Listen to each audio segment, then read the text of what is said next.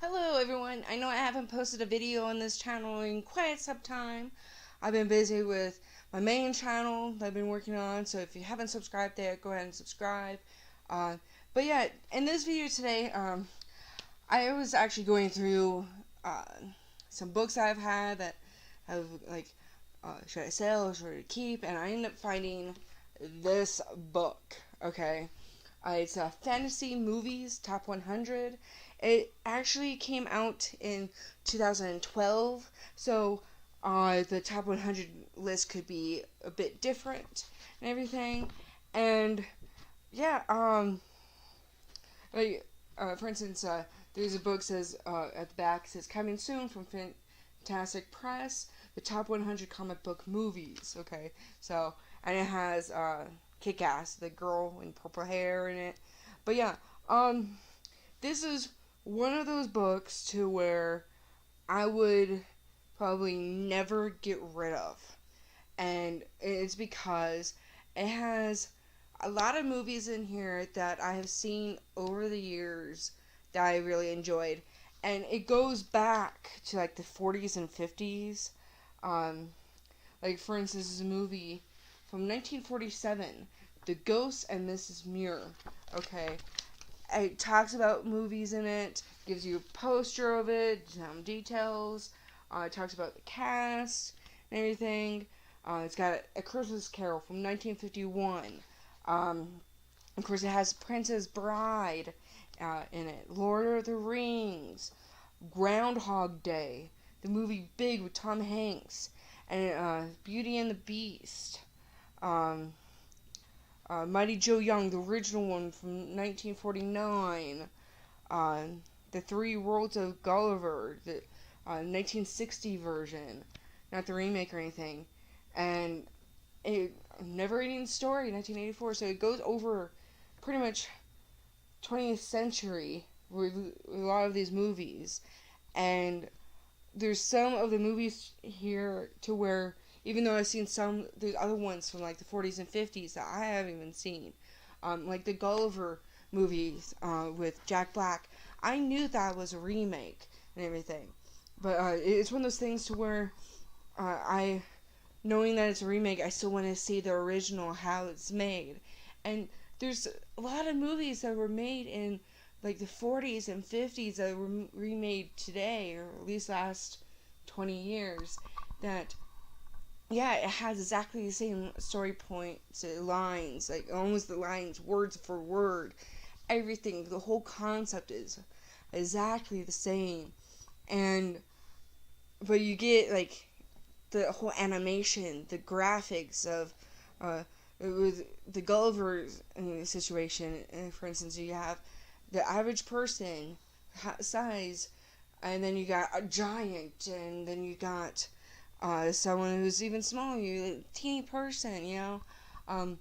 So there's a whole thing of that, and you think if you're a film buff like me, you know how some of the things are made, especially like 100 years ago. You know, there's the whole thing of like it looks like one person's actually a lot taller than another, but in all reality, it's just the person is closer to the camera than the other. It could be like the person that's far away is like 100 feet away, and the other person, the giant, and it's the whole thing of like their hands. Like the person is 100 feet away, and everything, but really, so because of that, it's small and everything. But and the other person's like right there on the camera, so there's that whole play of things, and that what makes me love movies and fantasy and all that. And I don't have this book to see, to say, hey, in 2012, these were the top 100 movies, over the decade or whatever, or over at the time. Like, we got Connecticut Yankee in King Arthur's Court, 1949. Like, I didn't even know that movie existed. And it's one of those things to where, because there's so many movies out, and even with the remakes, you don't realize sometimes there's a remake, or some like that movie I just made mention. Like there, you don't realize that. It's one of those things where people have to like myself, have to search out movies that are good. And even with movies that are in black and white or so, um, they could still be like my grandmother's movies, like grandparents' age. They have, yeah, compared to nowadays, the movies might be a little cheesy and everything, especially with it being black and white versus color, or the whole concept of like how women were, like more proper. Like in all reality, women aren't like that. What are you talking about? And the whole thing of um, Sherlock Holmes being a tombstone sheriff. Yeah, I'm like, really? You got someone from England, very good detective, Sherlock Holmes, and Tombstone being a sheriff, you know? Like, what the hell, you know? Uh, Various concepts, and I just like, I want to see that nonetheless.